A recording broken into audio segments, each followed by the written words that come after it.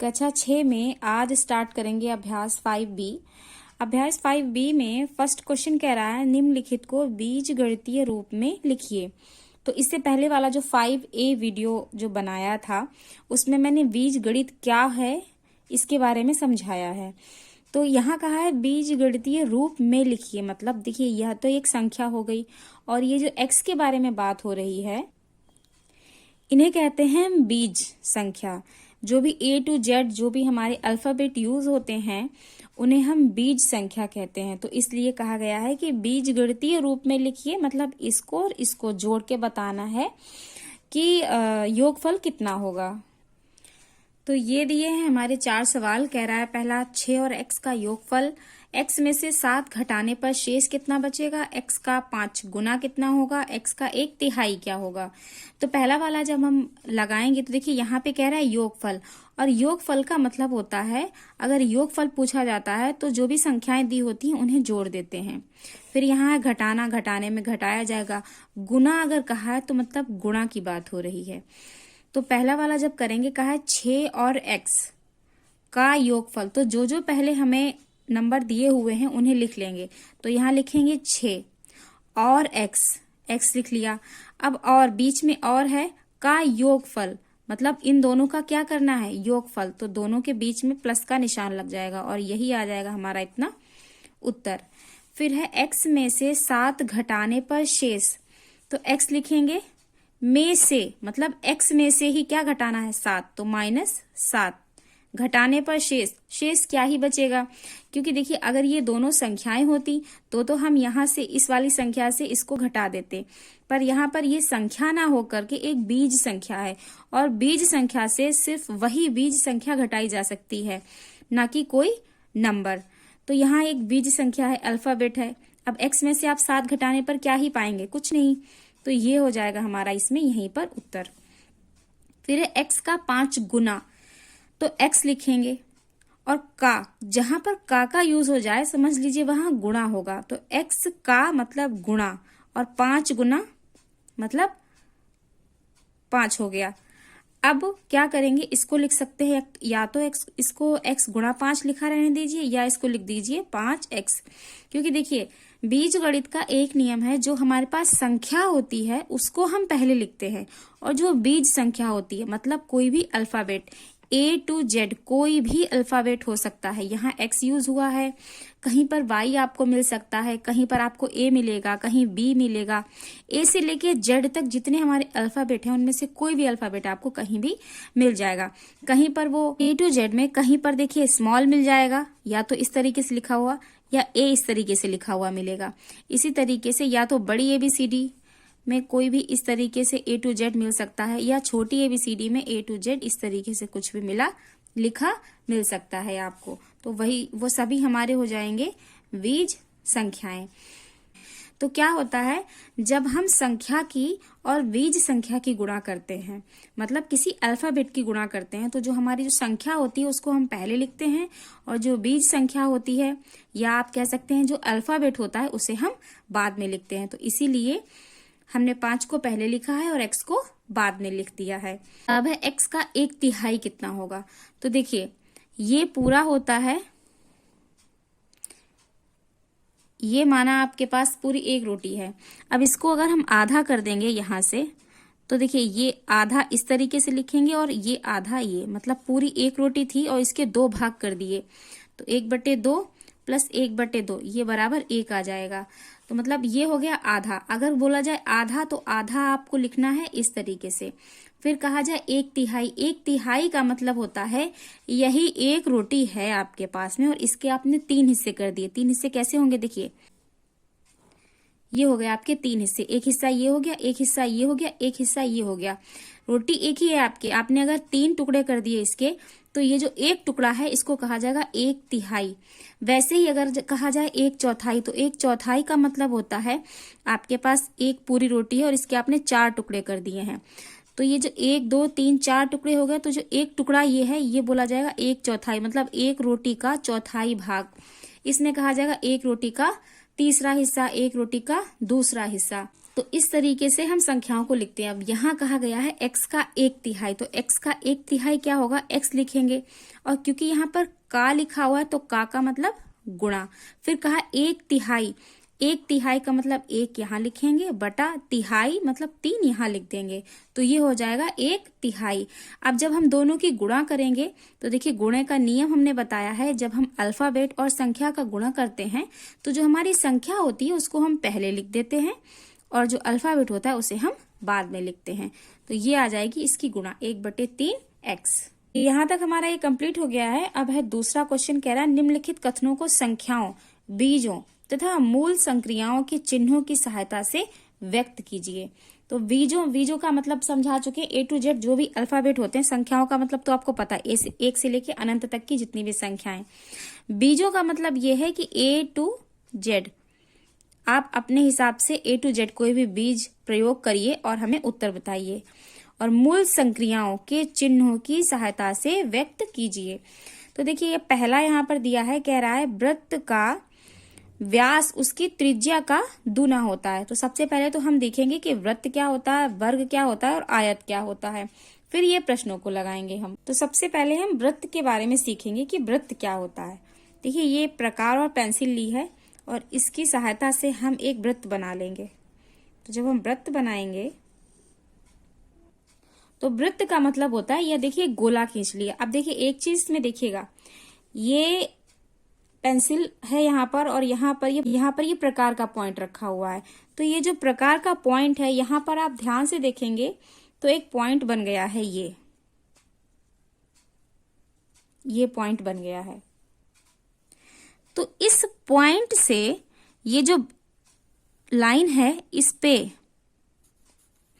कोई भी एक जो रेखा हम खींचेंगे, चाहे वो यहां से हो, चाहे वो यहां से हो, चाहे वो यहां से हो, कहीं से भी हो। देखिए ये सभी क्या कहलाएंगी, त्रिज्या। इनको क्या कहेंगे हम, त्रिज्या। ये सभी त्रिज्या कहलाएंगी। और अगर कोई रेखा इस तरीके से है, देखिए यही पॉइंट को ऐसे काटती हुई अगर कोई रेखा जाए, इसके बीच से काटती हुई बिल्कुल सीधी रेखा इस तरीके से अगर कोई है, तो ये पूरी रेखा जो यहां से लेकर के यहां तक बनी हुई है, इसको हम कहेंगे व्यास। तो व्यास का मतलब क्या होता है, व्यास का मतलब होता है कोई एक ऐसी रेखा जो इस यहां से टच हो और पॉइंट से छूती हुई, पॉइंट को कट करती हुई इस तरीके से दूसरी तरफ इस तरीके से टच हो आकर के उसे कहते हैं व्यास। और ये जो आधी रेखा होती है यहाँ, और ये जो बीच का पॉइंट होता है, इसे हम कहते हैं केंद्र।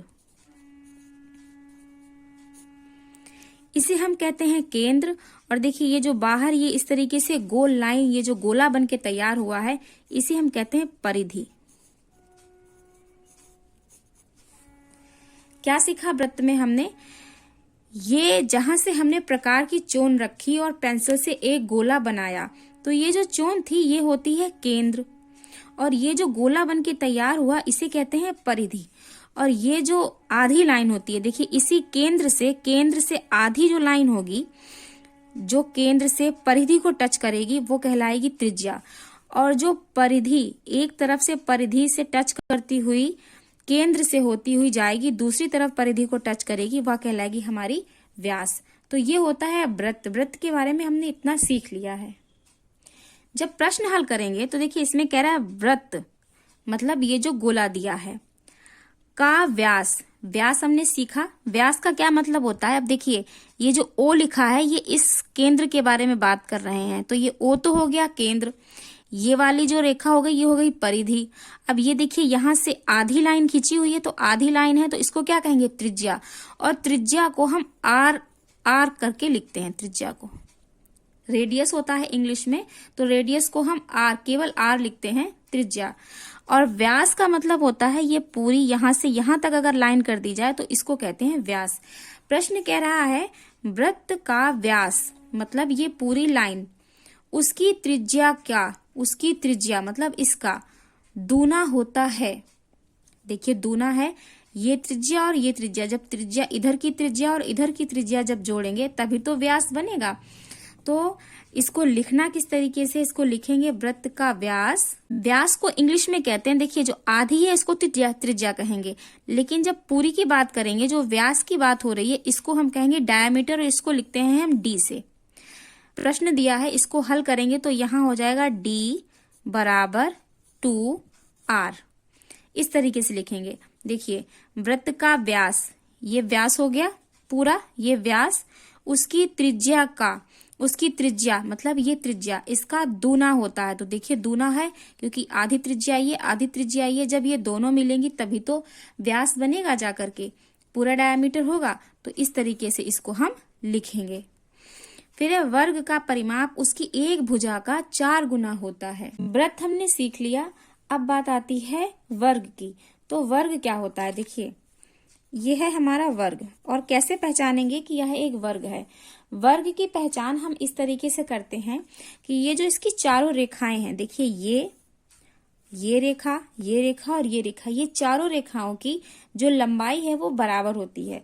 जब हम इसे नापेंगे तो देखिए इसको जब हम यहाँ से रखेंगे, ये देखिए 3 तक जा रही है। नीचे वाली रेखा भी देखिए 1 पे रखेंगे, 3 तक जा रही है। आमने सामने की भी ये देखिए 1 से 3, 1 से 3। तो इस तरीके से हम पहचान सकते हैं कि बनी हुई जो आकृति है वो हमारी वर्ग है।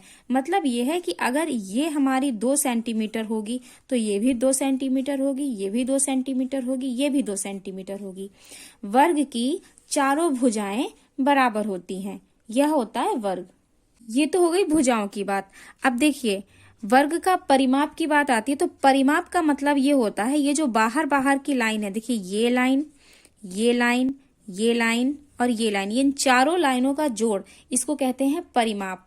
मतलब अगर इसका परिमाप, इसकी परिमाप की बात की जाए कि इसका परिमाप, इस वर्ग का परिमाप कितना होगा, तो हम परिमाप कितना लिखेंगे, देखिए 2, 2, 4, 5, 6, 7, 8, टोटल इसका परिमाप हमारा हो जाएगा 8। इसका फॉर्मूला भी होता है, पर सबसे पहले मैं इजी तरीके से समझा रही हूँ आपको कि परिमाप का मतलब क्या होता है। ऐसे ही अगर यहाँ पे 10 दिया होता, यहाँ 10 होता, अगर ये 10 की भुजाएं होती तो 10 चक्कू 40, परिमाप हो जाता 40। अब फॉर्मूला क्या होता है परिमाप का, परिमाप का फॉर्मूला हमारा होता है 4a। 4 का मतलब होता है 4 जो संख्या दी हुई है, और a का मतलब होता है ये जो भुजा की लंबाई है वह दे दी जाएगी। तो एक हर भुजा की लंबाई बराबर है, तो यहाँ पर इस भुजा की लंबाई कितनी हो जाएगी, 2 गुणा 2, तो ये टोटल आ जाएगा 4 दूनी 8। तो ये था इजी तरीका, और ये है फॉर्मूला आपका परिमाप 4a, इस तरीके से। और ये देखिए एक लाइन इस तरीके से जो खींचते हैं हम, मतलब इस कोने से इस कोने को कट करे जो, वह हमारी कहलाएगी विकर्ण। देखिए इस तरीके से ये हमारी कहलाएगी विकर्ण, ये वाली नहीं, यहां से यहां इस कोने को मिलाएंगे तो ये हमारी कहलाएगी विकर्ण। तो अभी परिमाप की बात हो रही है, तो परिमाप आप समझिए। अब प्रश्न कह रहा है वर्ग का परिमाप उसकी एक भुजा का 4 गुना होता है। तो देखिए वर्ग तो बता दिया और परिमाप भी मैंने आपको बता दिया। अब इसमें सिर्फ इतना लिखना है कि वर्ग का परिमाप, तो परिमाप लिखेंगे हम, और परिमाप भुजा का 4 गुना, तो भुजा का 4 गुना मतलब 4 और गुणे भुजा जाएगा 4a। फिर है थर्ड क्वेश्चन, आयत का क्षेत्रफल उसकी लंबाई तथा चौड़ाई का गुणनफल होता है। तो आयत क्या होता है, हमने वृत्त सीख लिया, हमने वर्ग सीख लिया, अब हम सीखेंगे कि आयत क्या होता है। यह जो आकृति मैंने बनाई है इसको कहते हैं हम आयत। अब आयत की पहचान क्या होती है, हम कैसे कह सकते हैं कि यह एक बनी हुई आकृति आयत है। वर्ग की पहचान बताई थी कि चारों भुजाएं बराबर होती हैं, लेकिन आयत की पहचान ये होती है कि इसकी आमने सामने की 2 भुजाएं बराबर होती हैं। देखिए ये स्केल से जब हम नापेंगे तो देखिए यहाँ से ये देखिए 3 तक आ रहा है, ठीक है, और इसी के सामने की भुजा, मतलब इस वाली भुजा के सामने ये वाली भुजा है, तो जितनी लंबाई इस भुजा की होगी उतनी ही लंबाई इसकी भी होनी चाहिए। तो इसे जब हम नापेंगे तो देखिए इसकी भी 1 से 3 तक आ रही है लंबाई, तो मतलब ये दोनों तो बराबर हो गई। अब हम इसे और इसे नापेंगे, जब इन दोनों को नापेंगे देखिए यहां तक आ रही है 6, ठीक है, और ऊपर जब इस वाली को नापेंगे तो इसकी भी लंबाई आ रही है 6, मतलब ये भुजा इस भुजा के बराबर हो गई और ये भुजा इस भुजा के बराबर हो गई। तो इसे कहते हैं हम आयत। आयत की पहचान यही होती है कि आमने सामने की भुजाएं बराबर होती हैं। और इसमें भी वही नियम लगता है विकर्ण में। विकर्ण हमेशा क्या होगा, जो बीच की देखिए इस पॉइंट से इस पॉइंट तक जब आएगी तो इसे कहेंगे विकर्ण। इसका विकर्ण ये है और इसका विकर्ण ये हो जाएगा। ठीक है, परिमाप की बात होगी तो इसके परिमाप देखिए, वर्ग का परिमाप जब हमने बात की थी, वर्ग का परिमाप था हमारा 4 गुणे ए। क्यों, वहां 4 गुणा ए इसलिए था क्योंकि चारों भुजाएं हमारी आपस में बराबर होती हैं, इसलिए था 4 गुणा ए। लेकिन आयत का परिमाप ऐसा नहीं होगा। आयत के परिमाप का फॉर्मूला हमारा होता है 2 ब्रैकेट में लंबाई प्लस चौड़ाई। जब फॉर्मूले के हिसाब से हम लगाएंगे तो देखिए 2 लिखा, लंबाई लिखी हमने 3 प्लस चौड़ाई लिखी हमने 6, उत्तर इसका आ जाएगा 18। अब शॉर्ट तरीका समझाते हैं आपको। शॉर्ट तरीका, जब आयत का परिमाप की बात आए तो आयत का परिमाप क्या करना है आपको, ये जोड़ लीजिए, कितनी हुई 3 और 3 6, और प्लस इन दोनों को जोड़ लीजिए 6 6 12, दोनों को जोड़ दीजिए, टोटल हो जाएगा 18 उत्तर। इन दोनों को जोड़ लीजिए, इन दोनों को जोड़ लीजिए, मतलब क्या है, जैसे हम वर्ग का परिमाप ज्ञात करते थे वैसे ही आप सेम इसका ज्ञात कर सकते हैं बिना किसी फॉर्मूले के। फॉर्मूले से जोड़ना इसलिए आसान हो जाता है जब संख्याएं ज्यादा होती हैं, बड़ी होती हैं।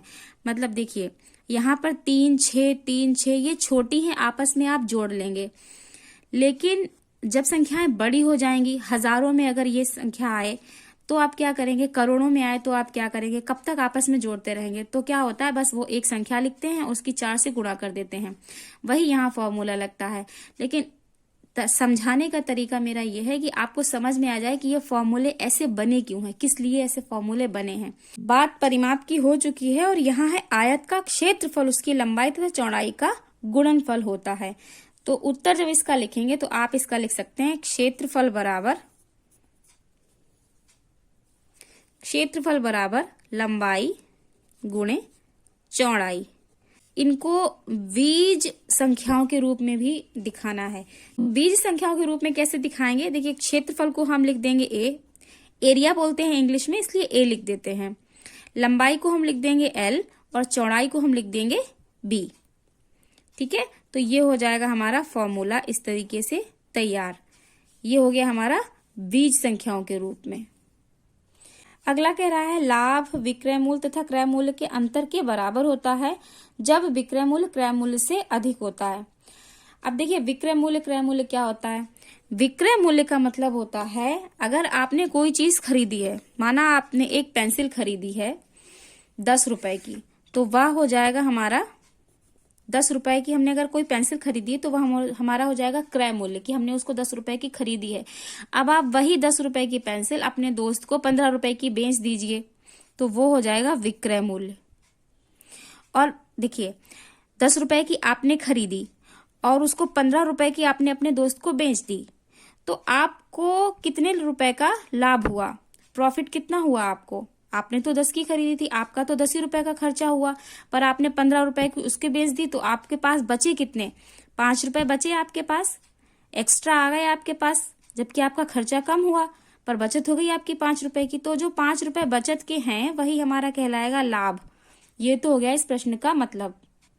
आगे कह रहा है जब विक्रय मूल्य क्रय मूल्य से अधिक हो, तो विक्रय मूल्य अधिक, ये तो हो गया आपका प्रश्न। अब इसको बीज संख्याओं के रूप में कैसे लिखेंगे, तो देखिए विक्रय मूल्य को क्या कहते हैं, सेलिंग प्राइस, और क्रय मूल्य को क्या कहते हैं, कॉस्ट प्राइस। तो सेलिंग प्राइस का हम लिख देंगे एस और कॉस्ट प्राइस का लिख देंगे हम सी। ठीक है, और क्या हुआ है, हमें लाभ हुआ है तो एल या फिर पी, एल लिख सकते हैं प्रॉफिट मतलब लाभ, तो P equal to selling price minus cost price. तो ये आपका इस तरीके से लिख जाएगा, ये हो जाएगा आपका उत्तर। फिर 3A कह रहा है एक टोकरी में 50 आम तथा दूसरी टोकरी में X आम हैं। पहली टोकरी में दूसरी टोकरी से कितने आम अधिक हैं। तो एक टोकरी में 50 आम है, कोई एक टोकरी है इसमें 50 आम है यहाँ पर, ठीक है, तथा एक दूसरी टोकरी में X आम है। कोई एक टोकरी देखिए इसमें 50 आम है और इसमें X आम है। X आम का मतलब है यहाँ पर आमों की संख्या नहीं दी हुई है, बीज संख्या दे दी गई है, लेकिन एग्जैक्ट आम कितने हैं ये संख्याओं में नहीं बताया गया है। जैसे यहाँ 50 बता दिया गया, यहाँ नहीं बताया है कि 10 है, 40 है, 20 है, 50 है, कुछ नहीं बताया, बस X लिख दिया है। फिर कहा है पहली टोकरी में दूसरी टोकरी से कितने आम अधिक हैं, तो हम क्या लिख देंगे 50 माइनस x। क्यों लिखा ये, पहली टोकरी में 50 आम है इसमें, तो इन्होंने कहा है कि पहली टोकरी में जिसमें 50 आम है उसमें से दूसरी टोकरी से कितने आम अधिक हैं, तो हमें क्या पता कितने अधिक है, तो हमने लिख दिया 50 माइनस x। जब इस टोकरी से इतने आम माइनस किए जाएंगे अपने आप पता चल जाएगा कितने आम हैं। तो लिखना क्या है, बस इतना सा ही लिखना है प्रश्न को समझ के। फिर एक विद्यालय में कुल 100 छात्र हैं, 100 छात्र हैं जिसमें से x छात्र अनुपस्थित हो गए, तो x छात्र नहीं पता कितने हैं, x हैं, x छात्र क्या हो गए, अनुपस्थित हो गए। तो उपस्थित छात्रों की संख्या ज्ञात कीजिए। देखिए जो जो दिया है वो वैसे ही लिख लीजिए, बस आपको ये पता करना है कि बीच में प्लस का निशान लगेगा, माइनस का निशान लगेगा, गुणे का निशान लगेगा, क्या लगेगा। अब प्रश्न जब पढ़ेंगे तो देखिए, माना कि 100 छात्र आपका क्लास है, आपके क्लास में 100 छात्र हैं जिसमें से x छात्र अनुपस्थित हो गए। आपको नहीं पता कि कितने अनुपस्थित हैं, माना कि x अनुपस्थित है, x की जगह मान लिया हमने 10 बच्चे नहीं आए हैं, तो उपस्थित तो जो आए हैं वो कितने हैं, तो हम क्या करेंगे उस 10 को 100 से माइनस करेंगे तभी तो हमें पता चलेगा कि 90 आए हुए हैं। तो 10 की जगह पे इन्होंने क्या लिख दिया x, तो माना कि x छात्र अनुपस्थित हो गए, तो उपस्थित छात्रों की संख्या ज्ञात कीजिए। तो 100 माइनस x, आए हुए बच्चों में से नहीं आए बच्चे घटा देंगे तो पता चल जाएगा कि कितने बच्चे नहीं आए हैं, कितने बच्चे उपस्थित हुए हैं। ठीक है, तो बस ये हो जाएगा इसका उत्तर। अगला है, कह रहा है आयत की आसन्न भुजाएं x मीटर। देखिए नीचे वाली x मीटर दे दी गई है और ये जो खड़ी हुई लाइन है ये y मीटर दी हुई है। अब कह रहे हैं आयत का परिमाप लिखिए। देखिए बता चुकी हूँ आयत के बारे में आपको, उसके परिमाप के बारे में भी बता चुकी हूँ। अब क्या करना है, आपको डायरेक्ट यहाँ लिख देना है, परिमाप लिखेंगे यहाँ पर, और फॉर्मूला क्या बताया था, 2l + b, l लंबाई b चौड़ाई, तो क्या लिख देंगे 2l, l की जगह लंबाई कितनी दे रखी है, देखिए लंबाई दे रखी है x और ये y, तो यहाँ लिख देंगे x + y। बस यही हो जाएगा इसका उत्तर। अगला है, एक गुब्बारे का मूल्य x पैसे है, पता नहीं कितने पैसे, x पैसे, कुछ पैसे हैं, ऐसे 12 गुब्बारों का मूल्य कितना होगा, तो क्या हो जाएगा इसमें, कैसे, देखिए x की जगह अगर हम माने कि एक गुब्बारे का मूल्य 2 रुपए है, एक गुब्बारा हमें 2 रुपए में मिल रहा है, तो 12 गुब्बारे कितने के मिलेंगे, 12 दूनी 24, 24 के मिलेंगे, मतलब क्या होगा, गुणा होगा। तो यहाँ पर भी क्या होगा, एक गुब्बारा x का है तो 12 गुब्बारे कितने के होंगे, 12 की गुणा कर दो, x गुणे 12। लेकिन एक चीज बताई थी कि संख्या पहले लिखी जाती है और जो अल्फाबेट होता है, जो बीज संख्या होती है वो बाद में लिखते हैं, तो यहाँ लिख देंगे 12 और x, तो ये हो जाएगा इसका उत्तर। अगला है, 6 कक्षा में x विद्यार्थी हैं जिसमें से 1/4 बालिकाएं हैं, कक्षा में कितनी बालिकाएं हैं, कक्षा में x विद्यार्थी हैं जिनमें से 1/4 बालिकाएं हैं, कक्षा में कितनी बालिकाएं हैं, तो क्या करेंगे दोनों के बीच कर देंगे गुणा। तो गुणा करेंगे, बताया है कि संख्या पहले लिखते हैं तो 1/4 पहले लिख देंगे और x लिख देंगे बाद में, ये हो जाएगा इसका उत्तर। अब यहीं पे करेंगे हम 7वां वाला क्वेश्चन। तो देखिए 7वां क्या कह रहा है कि एक वर्ग की भुजा a सेंटीमीटर है, ये दिया हुआ है वर्ग, इसकी एक भुजा 1 a सेंटीमीटर है, वर्ग का परिमाप ज्ञात कीजिए। परिमाप का मतलब बताया था मैंने कि चारों भुजाओं को क्या कर दिया जाता है, जोड़ दिया जाता है, वही परिमाप होता है। पर यहाँ संख्या नहीं दे रखी है, यहाँ दे रखी है बीज संख्या, और बीज संख्या जब दे रखी होती है तब क्या करते हैं, हम फॉर्मूला लिख देंगे। तो वर्ग का परिमाप कितना हो जाएगा, वर्ग का परिमाप बराबर हो जाएगा हमारा 4a, एक ए ये, एक ए ये, वैसे ही एक ये हो जाएगी, एक ये हो जाएगी, तो ए कितने ए हैं, 4a हो गया, 4a। अगला है, लीला राधा की छोटी बहन है, वह राधा से 6 वर्ष छोटी है, राधा से 6 वर्ष छोटी है, तो देखिए लीला राधा से 6 वर्ष छोटी है, मतलब लीला की उम्र नहीं दे रखी है, तो हम मानेंगे लीला की उम्र x है, माना लीला की उम्र x है। और क्या है, राधा की छोटी बहन है, वह राधा से 6 वर्ष छोटी है, तो राधा से 6 वर्ष छोटी है तो क्या लिख देंगे -6। तो लीला की जितनी उम्र होगी उसमें से जब 6 घटा देंगे तो क्या हो जाएगा, हमें राधा की उम्र पता चल जाएगी। लीला की आयु राधा की आयु के पदों में लिखिए, तो यही हो जाएगा हमारा यहाँ पर उत्तर x - 6।